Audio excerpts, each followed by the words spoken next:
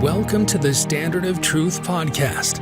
In this podcast, Dr. Garrett Dirkmott and Professor Richard Leduc explore the early history of the Church of Jesus Christ of Latter-day Saints and the life and teachings of Prophet Joseph Smith. They examine the original historical sources and provide context for events of the past. They approach the history of the Church with faith, expertise, and humor.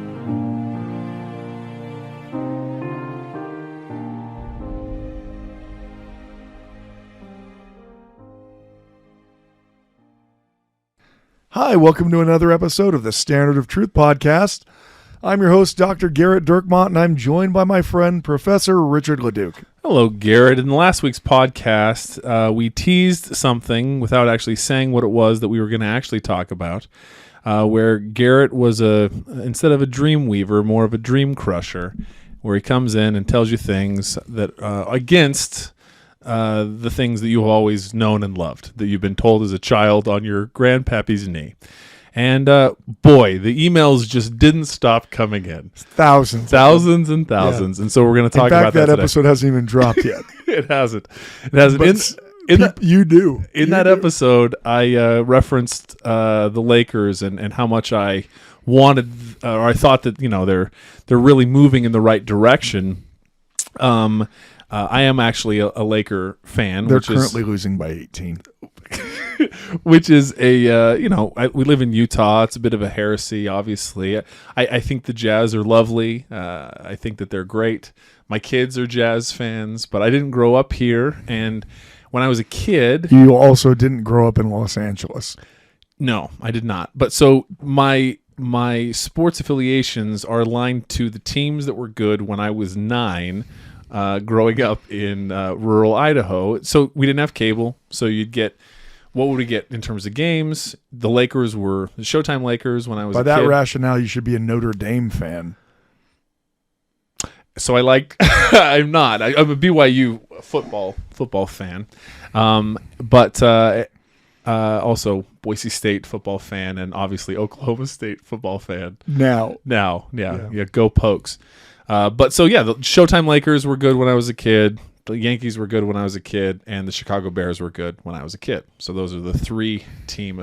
That's what everyone wanted to know. Anyway, so I'm a big Laker fan. Garrett makes a reasonable amount of fun of the fact that doesn't make any sense. Yeah, and I like the fact that you just came right out and said that you were the original bandwagon fan. 100%. Yeah, like that. When I was 9, what teams did you like? The ones that were good. Well, first of all, there were 3 channels, and the ones that were good were on TV. So what were you going to do? Look, I'm not currently a Kansas City Chiefs fan, although, My son always is. Yeah, of course. So yeah, right, because he's about that age, and they're really good. And who doesn't love Andy Reid? So he loves Andy Reid. I'm sure it's Patrick Mahomes. I'm sure that it is. Anyway, so it's just funny, as I said, oh, hey, the Lakers, here we go. It's very likely by the time that this episode comes out that the Lakers have been eliminated. No, they're up 3-1 right now, although they're down 18 points.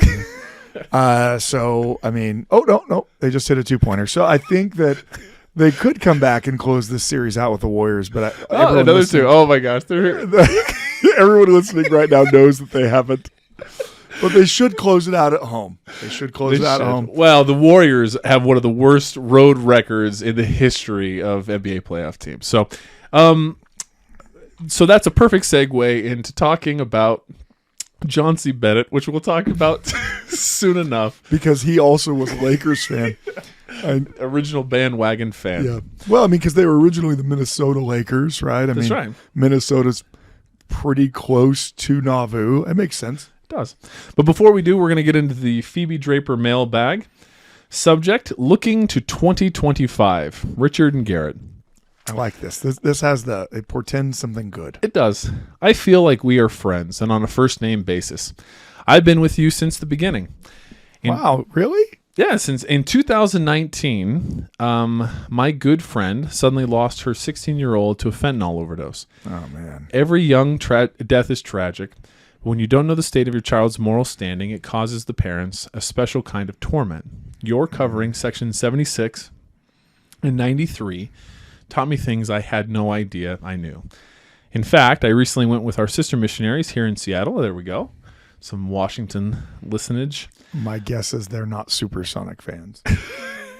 Or Oklahoma City Thunder fans. Here in Seattle to a lesson with the Indian Christian that told us the Trinity is like an egg, shell, white, yolk. And From our Trinity. Yes, that's right. Yeah. And believe you me, I was totally prepared. Unequivocally, I could state that we believe in three separate and distinct beings. The Father and Son have glorified bodies. It was awesome, so thank you for that. That was a tangent. Your discussion of hell, progression, the vision. I especially appreciated Richard's reference to DNC 19. Who says Richard isn't valuable? It's a good question. His wife, Becky. Lots and lots and lots.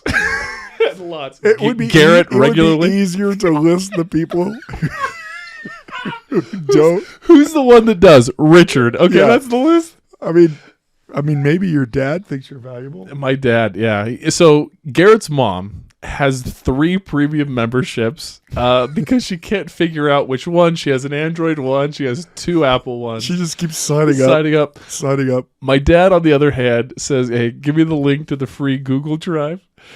So that's just, that's kind of where we're at there. Has helped me so much in my studies. So many thoughts and questions that I know you'll never get to, and so I'm going to move on. I'm looking to 2025. We're going to kill it in 2025. I don't even know what happens in 2025. Do I suddenly become better? No. Same garbage, but same. Doctrine and Covenants will be covered in man.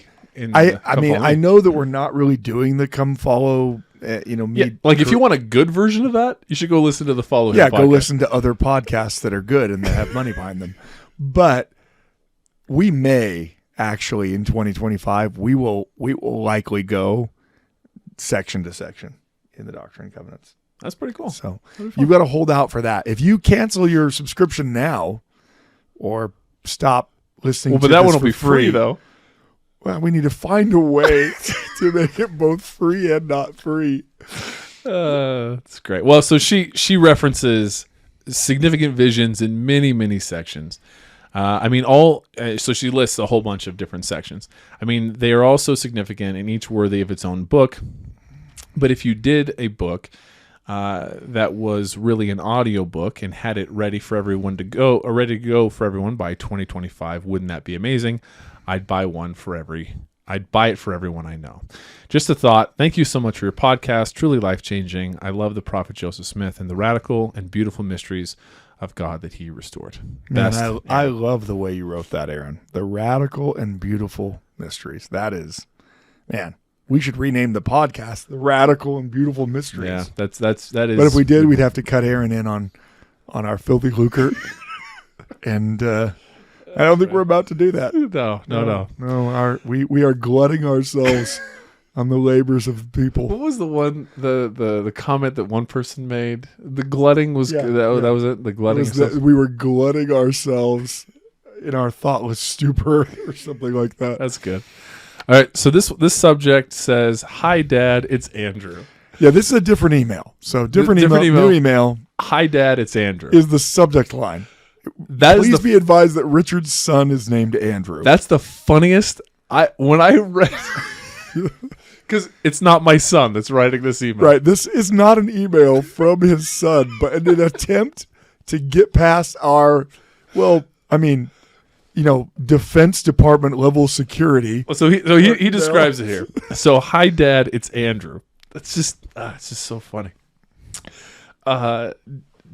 Dear Doctor and Professor, sorry for the subterfuge in the subject line, but I know that you'd never read my email, probably still won't, if I didn't get past the army of screeners that you undoubtedly employ to handle the thousands of daily missives that you receive every day.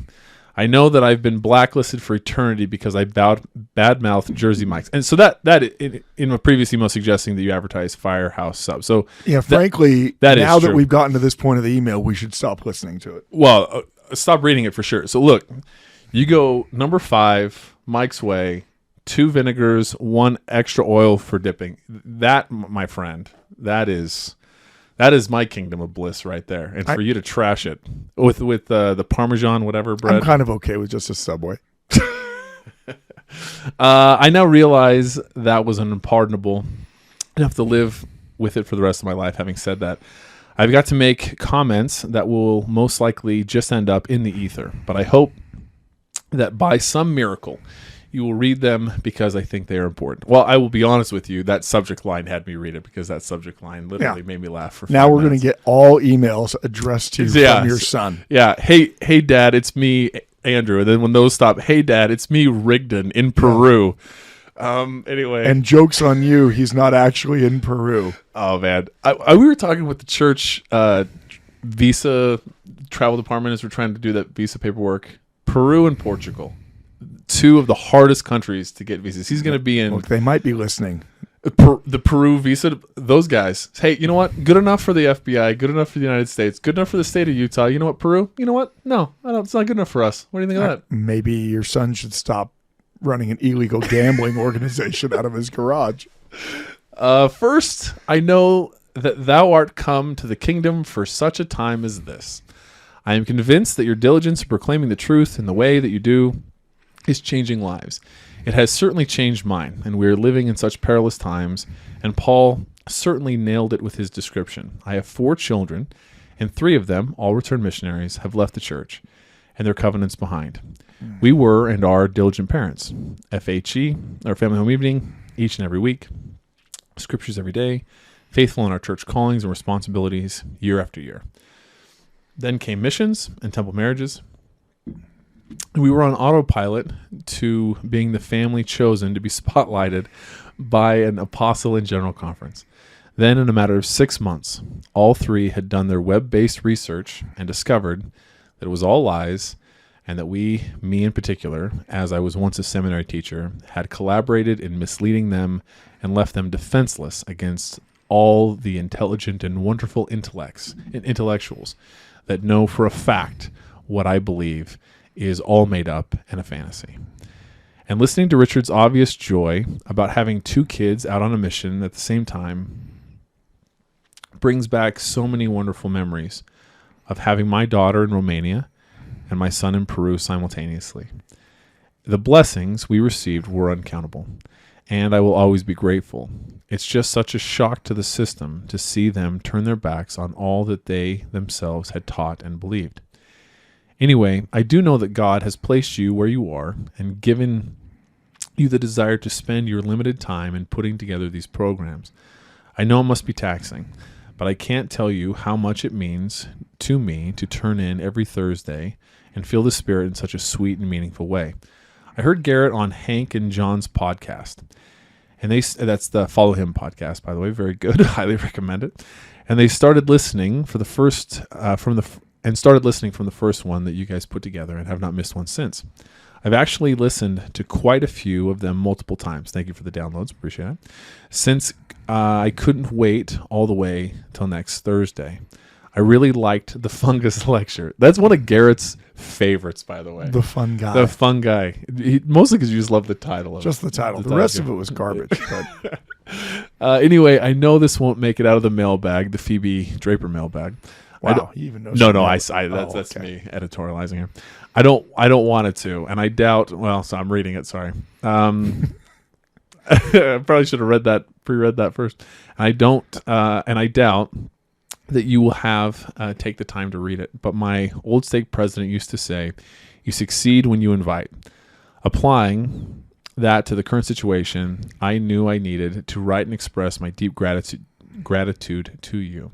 And I have no control over whether you actually read it, but it did me good to get it down on the page, digital page. I am the president of a small branch in a small town in northeastern Kansas. By the way, BYU's first Big 12 game will be in Lawrence, Kansas, and I will be out there in beautiful Kansas for that game. I can't wait. It should be fun. BYU's got a chance in that one, so that's good. Seems like a gratuitous thing to put in the middle of this beautiful email here. People are struggling to understand what is happening. You are helping all of us to not only survive, but to thrive. I do pray that God will bless you and your families as you continue to teach the truth in such a powerful way. Regards, Blaine.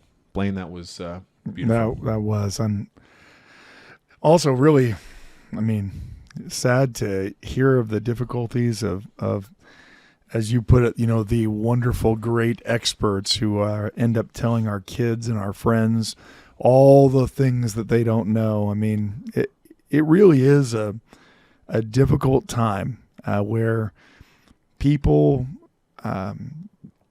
undermine the faith of others, and they make a pretense of having expertise, and yet themselves don't actually have any. And it's just sad that can sometimes hit close to the ones that we love and care about. There's a beautiful talk that President Ballard gave to CES leaders, seminary teachers. This was 2016, I believe, something like that. Yeah. About the importance of there's such a change that has happened just in the last couple of years, that what Blaine is describing just happens again and again and again.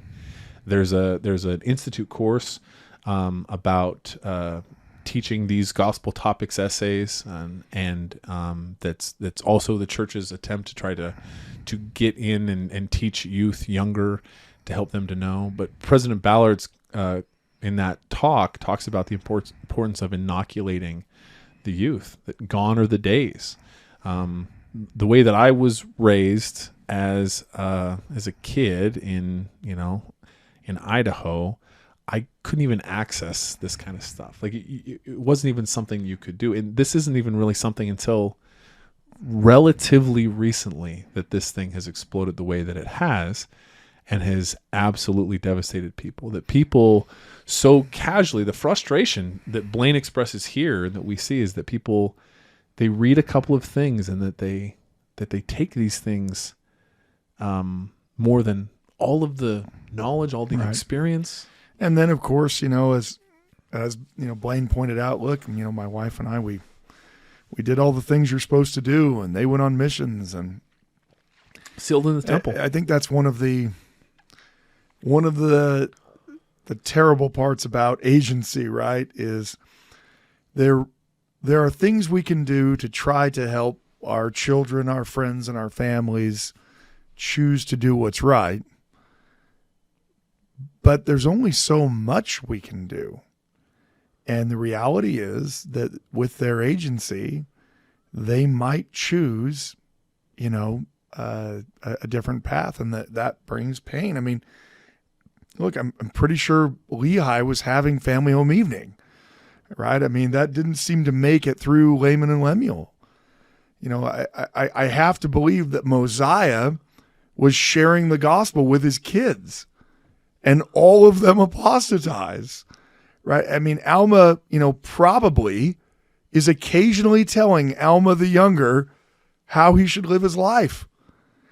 And so I know that there's this tremendous sense of responsibility on parents. And when their kids make choices that lead them away from the gospel, it's so devastating, not just on that personal level because it's your child, but also that kind of question from the why did this happen? What could I have done to prevent this from happening? I think there are reasonable things we can do to help so that kids aren't shocked when someone attacks someone in a way that we know they're going to be attacked. As Richard pointed out, the church has made all of these resources now available, and sharing it with them can help. But at the same time, it might not. Right. I mean, the reality is, I talk with people all the time who are struggling with church history issues. And when it gets right down to the heart of what they're really struggling with, is that they don't want to believe a certain aspect of the church's doctrine or teaching. And so the fact that they didn't want to believe it led them to go try to find a reason why Joseph Smith must not be a prophet. And lo and behold, there were people willing to tell them why he must not be a prophet.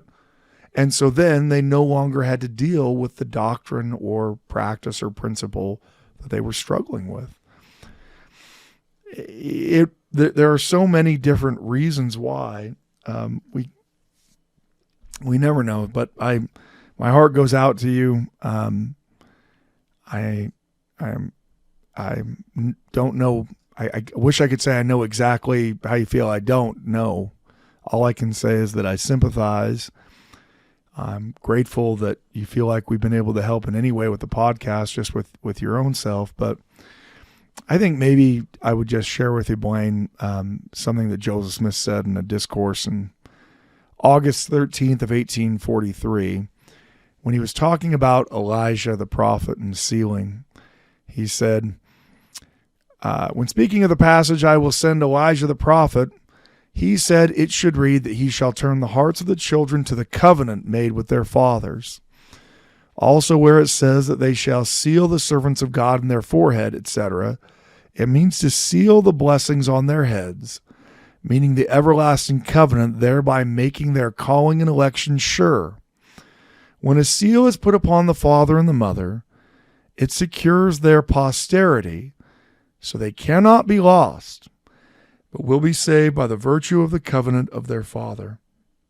Now, I don't know exactly what that means, but I know that Joseph makes multiple statements that discuss that these sealing bonds have the power, even with the posterity. I don't know how everything will work out. I just know that everything will. And it's certainly what Joseph and Brigham and Wilford Woodruff and John Taylor, what they believed, that God would find a way for things to work out. So thank you for your very honest and kind email, Blaine. And hopefully, if we had your address, we'd send you a Jersey Mike sub, obviously, because that's... Well, maybe they just make them poorly in Kansas. Is that possible? It's possible that if there's only one that's in the middle of nowhere and they can't get anyone to work in it. Yeah. Yeah, no, that's it. I think that's it. You come out here. You come out to Utah. I'll take it to my Jersey Mike's up in Layton. They do it right there. They do it right. I've had a bad sandwich there, too. I don't know. I think Richard's just a spokesperson for them and his entire role. I just love their doggone sandwiches. They're so good. Now I kind of want a sandwich. Well, let's talk about what we were going to talk about. Leaving such a cheery topic. Thank you both, Aaron and Blaine, for your comments. We're going to talk a little bit about. I kind of hesitated to talk about this. One. It tangentially, well, not tangentially at all. It's related to plural marriage. I mean, I will say, so there was, I had a work incentive trip a couple of weeks ago, and my wife was poolside reading Helen Mar Kimball Whitney's book.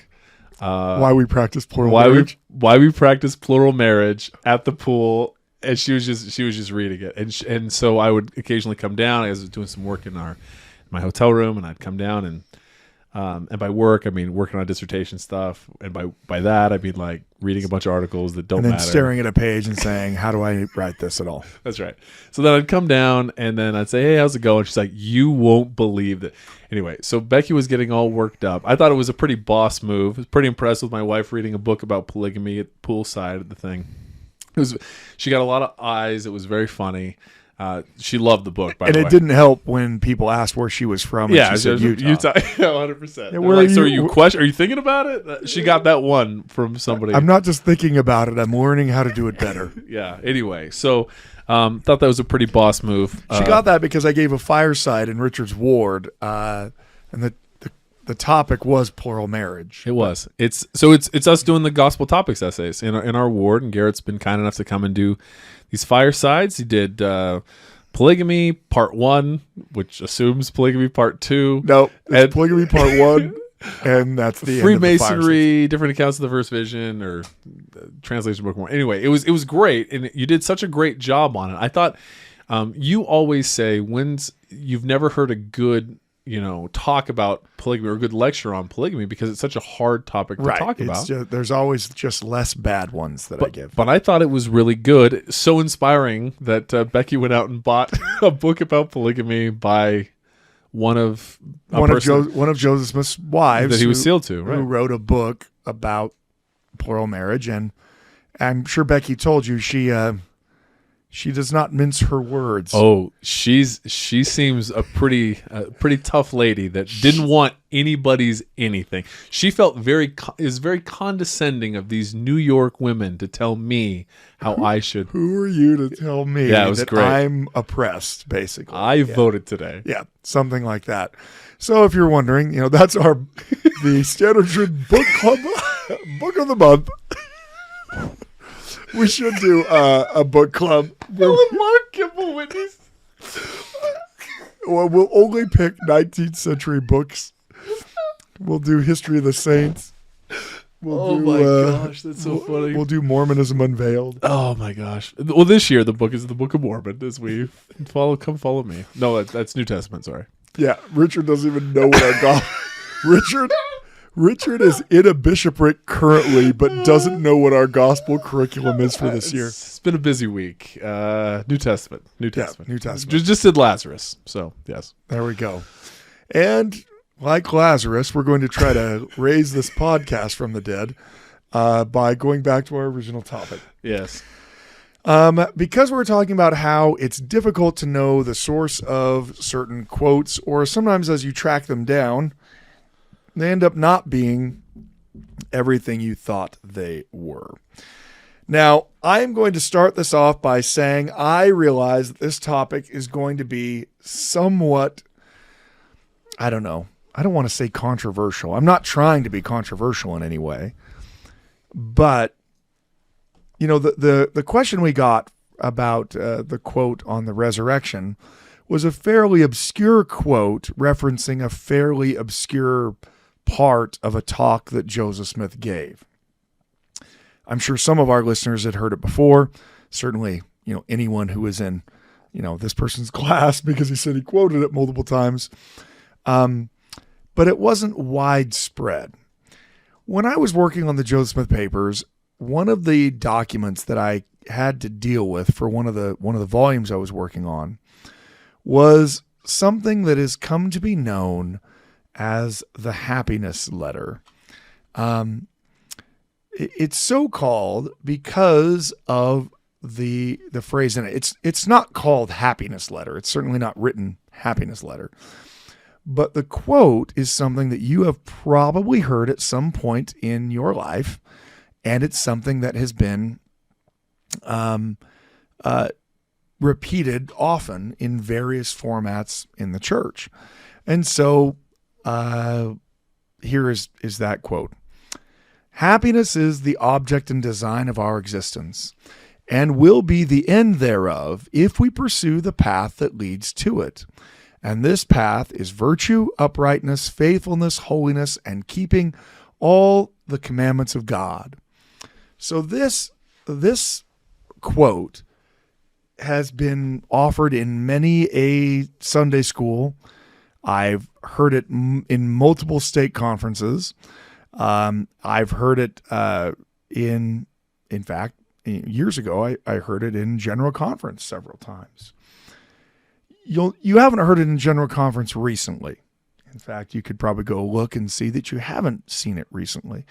And in fact, I will sometimes even have people ask me, hey, what do you know about this? We used to quote it all the time, but we don't seem to quote it anymore. Yeah, enter Garrett the Dream Crusher. Well, I mean, it's not my fault.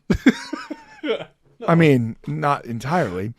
So while I was working on the Joseph Smith papers, we had to kind of figure out this quote because this was attributed to Joseph Smith. Here's what most people don't know. That this is attributed to Joseph Smith by one of the most scandalous people in Latter-day Saint history, John C. Bennett. John C. Bennett is essentially the Nauvoo version of Philastus Hurlbut. The difference between Dr. Philastus Hurlbut, the good doctor, as we like to call him on this podcast, and John C. Bennett is that Bennett is actually much more highly placed in the church. He, at the time of his excommunication, he is going to be not only a member of the First Presidency, but he's also going to be the mayor of Nauvoo. So he's just about as highly placed as you can possibly get in the church.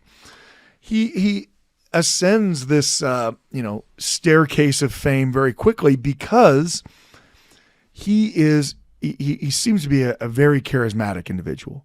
And he's one of the people that helped secure the expansive Nauvoo charter for the city of Nauvoo. And so that demonstrates him as someone who is very helpful to the saints and to the church. And he quickly moves up both the ecclesiastical ladder, but also the local political ladder as mayor of the city. I think most people only think that Joseph Smith was ever the mayor of the city. Well, John C. Bennett was the mayor before. Well, John C. Bennett is someone who is going to begin teaching something that is quite beyond what you would think is appropriate Latter-day Saint theology. Bennett is going to teach something called spiritual wifery. Now, you'll probably hear sometimes the term spiritual wifery. It all descends from John C. Bennett. John C. Bennett is someone who is excommunicated from the church for teaching this. And he's going to claim, well, at least reportedly, he's going to claim to several people in Nauvoo that Joseph Smith has taught him that believing Latter-day Saints could have sexual relations with one another without any commitments whatsoever. When this is found out, Bennett is going to be excommunicated from the church, and he's also going to make a public confession of his sins. He's going to say that he made a mistake, and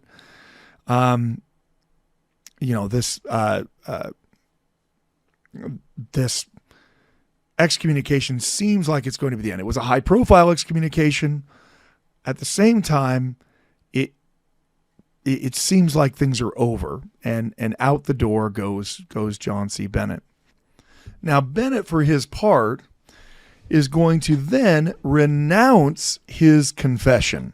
He's going to claim that he signed his confession under duress, that the only reason he made a public confession is that Joseph Smith threatened him. And Bennett is going to start writing a series of letters attacking the church, attacking Joseph Smith, and especially important for our discussion, is going to claim that Joseph Smith was secretly practicing plural marriage. Now, that part of John C. Bennett's claim has the truth in it. Joseph has been practicing plural marriage since 1841, or at least plural sealings, depending on how you look at it. I mean, the number of these marriages that are, these women that are living in his household is very few, but Joseph has been being sealed to other women, according to historical documents. So could you just speak to that a little bit? So when we think of sealing, we think about it in one way. Was sealing always interpreted that way in terms of like in a marriage way? Certainly we view it very differently today, because when we generally talk about it today, we almost always talk about it in reference to people getting married, right? I mean, we will say, oh yes, children will be sealed to their parents, but since that almost never happens, in our common parlance, the only time that we're ever really saying it is we use it as a replacement for the word marriage when people are getting married, right?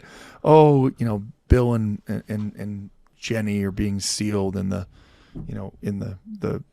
Timpanogos temple, so we use it generally in our general parlance as a replacement for marriage, of course, knowing what the theology is behind it. But there are lots of different types of sealing that are going on in Nauvoo, just like there's different types of sealing going on today. If I say to you that, Bill was sealed to Jennifer, you're going to assume that I'm talking about a marriage, but I might actually be talking about the fact that Jennifer's having her adopted son, Bill, sealed to him, right? You wouldn't know that unless I stated it. Similarly, in these early period of sealings, people are being sealed in various different ways. Some seem to be sealings that are clearly only for this next life. For instance, people are being sealed to other families, right? kind of weird to us, doesn't make a lot of sense to us, but these kinds of adoptionary sealings are being made where someone, maybe Heber C. Kimball's the person who baptized you. And so when they start initiating sealing ordinances, you ask to have you and your family sealed to Heber C. Kimball. Now that may not even make a lot of sense to us today. Like, well, I'm not sure what we mean by that.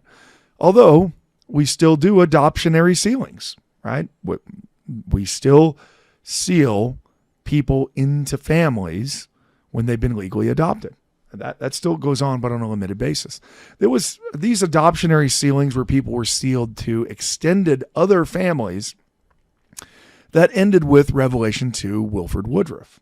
So for a good, 50 years of the church, it was a common thing for there to be sealings that were not marriages and that were not children, right? That there were sealings that were dynastic or familial in nature, expanding the family network, where someone might be sealed to Brigham Young, even though they have no connection to him lineally or by marriage at all. And that's not to say that Joseph didn't practice polygamy. It's just saying that when we say sealing, there's a lot of additional things that are going on. Right. And so one of the questions that historians have to wrestle with is, are all of Joseph's sealings from the Nauvoo period, are they all equal? Are all of those sealings that are considered to be marriages in every sense of the word, or are some of them, or any of them, dynastic type of sealings where Joseph is being sealed as a means of joining families together rather than viewing it as a marriage? And in most cases, we don't really have the ability to discern that. At the same time, we're well aware that some of Joseph Smith's marriages are marriages in every sense of the word, at least according to the women who are part of those marriages. But I digress. The point of bringing that up is to say that Joseph is practicing it.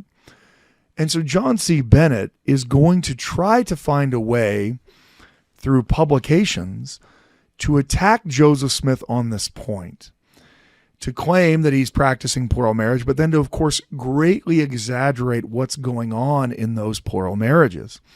He's going to write a series of letters that will be published in newspapers, and then he will take those letters and they will be the basis of a book that he will write, a book that will, frankly, cut and paste a whole bunch of stuff from Mormonism Unveiled, which is not terribly surprising as anti-Mormon books are written.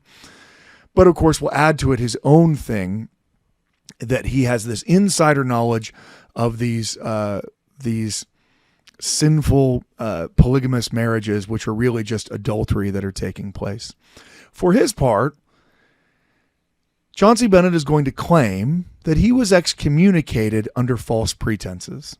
That, in fact, once he discovered that Joseph and the leadership of the church were practicing these polygamous marriages, John C. Bennett said, you know what, I'm going to expose you and I'm going to tell the world what's going on.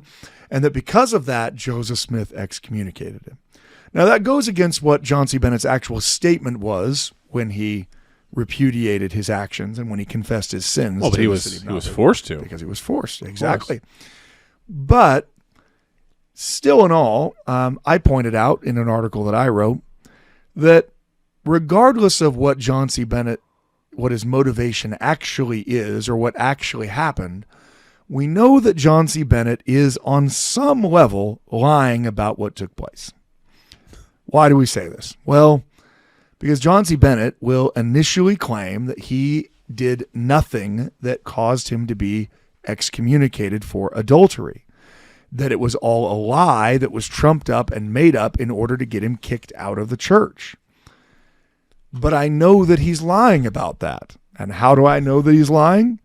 Because John C. Bennett says that's not, later contradicts himself and says that's not what actually happened.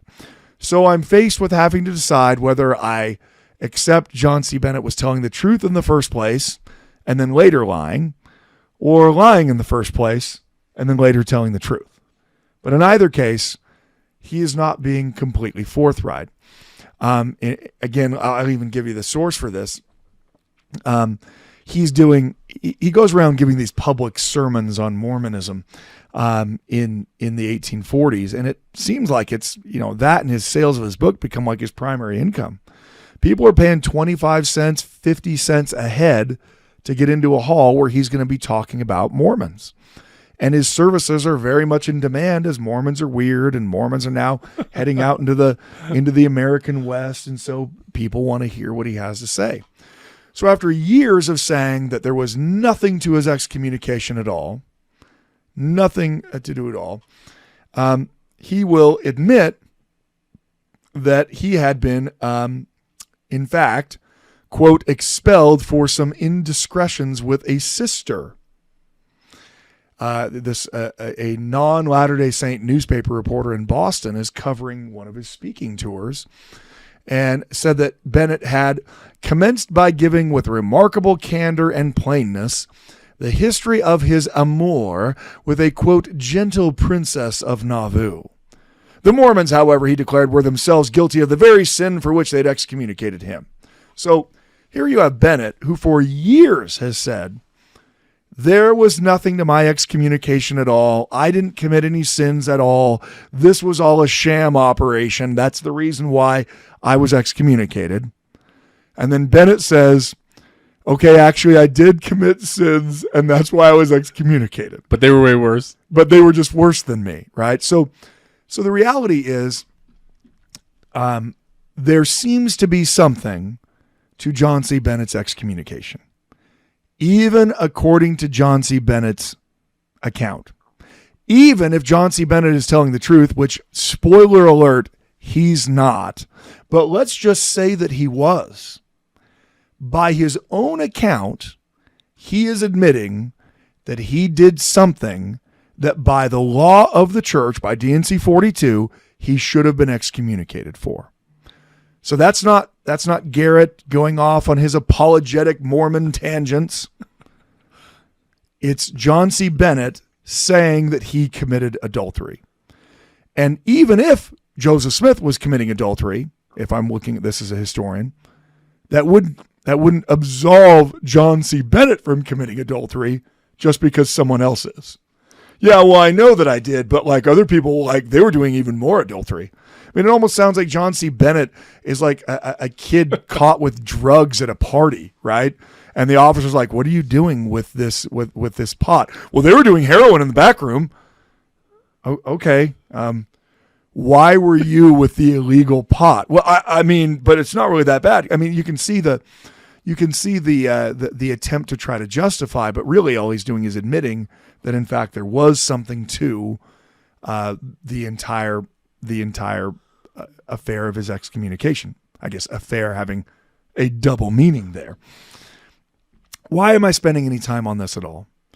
Because in John C. Bennett's book that he will write, History of the Saints, which kind of sounds like it's a modern, like Glenn Rawson video, not affiliated. Okay. History of the Saints is a book that is virulently anti-Mormon and makes all kinds of claims. In that book, John C. Bennett is going to publish what he's already published in his newspaper articles. And that is that Joseph Smith was attempting to persuade multiple women in Nauvoo to join him in plural marriages, and that one of those women was Sidney Rigdon's daughter, Nancy Rigdon. The way that John C. Bennett tells the story, she must have initially rebuffed Joseph, and so Joseph wrote this letter trying to convince her to practice plural marriage. That letter that John C. Bennett is our source for is what is often called the happiness letter. Now, that will be perplexing to some people listening because they will say, wait a minute, why are we quoting in former manuals of the church something that the biggest apostate who ever lived said that Joseph said? Well, maybe Joseph really did say it. Maybe he's just taking and quoting it and taking it out of context. Well, therein lies the problem with the source. The problem is Joseph Smith himself denies that he's the author of it, as do other people. In fact, Sidney Rigdon, whose daughter is the object of this letter, will publish this kind of cryptic denial in the newspaper. The letter, which has appeared in the Sangamo Journal, making part of General Bennett's letters to said paper, purporting to have been written by Mr. Joseph Smith to her, to Nancy Rigdon, was unauthorized by her, and that she never said to General Bennett or any other person that the said letter was written by said Mr. Smith, nor in his handwriting, but by another person and in another person's handwriting. Sidney Rigdon then stated, I would further state that Mr. Smith denied to me the authorship of that letter. Further, there is another denial that Joseph wrote it that's in the other church newspaper at the time, the Wasp. This is published by William Smith, Joseph Smith's brother. What purports to be a letter from Joseph Smith to Miss Nancy Rigdon is without date, name, or proof. And if it had these, is, upon the whole, more moral than Bennett ever was or will be himself. But we hope the community are not yet quite so far from the common course of justice and propriety to take Bennett's word for the truth or fallacy of the curious thing. And then, emphatically, Joseph Smith is not the author. It seems like then, well, there's a pretty clear denial there, right? Sidney Rigdon, who is the father of the alleged recipient, Nancy Rigdon, is saying Joseph didn't write it. Joseph told me he didn't write it. And then you have the church's newspaper saying Joseph Smith is not the author. How then does this end up in our history of the church? Because you're thinking, well, how did this make it into manuals? Well, because it's published in the history of the church. In fact, it is published in the history of Joseph Smith that's published in the Deseret News in 1855. Remember, they are working on trying to publish the history of Joseph Smith all throughout Joseph Smith's time in Nauvoo. Beginning in 1842, they are trying to publish what will later come to be known as the history of the church. In Nauvoo, it's being published serially, meaning in a series, not Captain Crunch, that it's being published in a series. And the plan is just keep publishing this history until they have all the history out there, right? Owing to the many false reports, right? So it does no good to create a history if they don't publish it to the world to get it out there. And owing to the many false reports, Joseph has commissioned that history. And so they're publishing a little bit of it at a time every single week. Well, they don't get anywhere near caught up to where Joseph Smith's life is before Joseph Smith is murdered. And shortly after Joseph Smith's murder, the saints are going to be driven from Illinois by mob violence and threatened federal government interaction or intervention.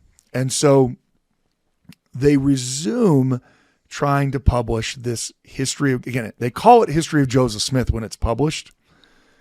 Eventually, those publications will be collected and republished in that 6-volume set called History of the Church by B.H. Roberts is going to collect them. But when it was first published, it was called History of Joseph Smith. They're the same source, though. They're literally the same. It's the same writing, the same source, although B.H. Roberts has done some editing and he's provided some editorial notes. So why does that matter? Well, in the creation of the history for this time period, the letter to Nancy Rigdon, or as you might commonly know it, the happiness letter, is not included by Willard Richards.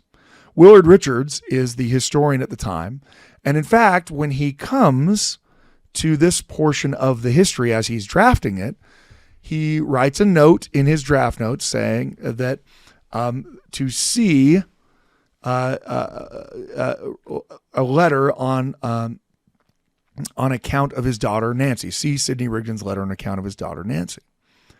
And that's it. He doesn't copy in the happiness letter, nor does he copy in the denial letter, but he just kind of leaves it blank. And that's how the history goes forward. Willard Richards will then die.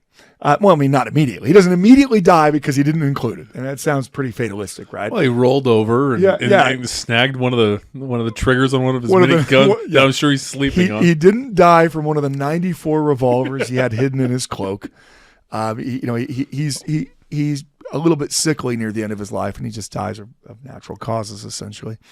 But after his death, they are still working on the project of the history. But losing Willard Richards is a massive loss, not just because he is a member of the first presidency, but because he has been involved in the drafting of this history for almost a decade, or more than a decade at this point by the time he dies. He is the one who's been creating the drafts. He's the one who's been revising them. He was taking drafts to Joseph Smith to have Joseph revise them. He was taking them to Brigham Young to have Brigham revise them. And so suddenly, the founder of this history, the person who got it all going, is gone. And the historical department, such as it is, the people that are employed writing the church history, they are left without this kind of steady rudder that had always been there. Willard Richards wasn't just someone who had experienced many of these events with Joseph. Because he was the prophet's secretary and scribe, many of the things they were including into the history were documents that Willard Richards himself had written when they first happened. So he had a perspective on them that other people, frankly, did not have, because he was there at the moment of their creation. It's after Willard Richards' death that there is going to be the inclusion of the text of the happiness letter. And, not to leave you on too big of a cliffhanger, but to explain that, we're going to go to next week's episode. Well done. No, I really need people to tune in next week, mainly because if the Lakers did lose, I need so many people to write in and talk about it. I need this for you. I know. So anyway, we will pick this topic back up again next week. Thank you for listening to the Standard of Truth podcast, hosted by historian Dr. Garrett Dirkmott. If you know anybody that could benefit from the material in this episode, please share it with them. And for more resources, visit standardoftruth.com. Until next time.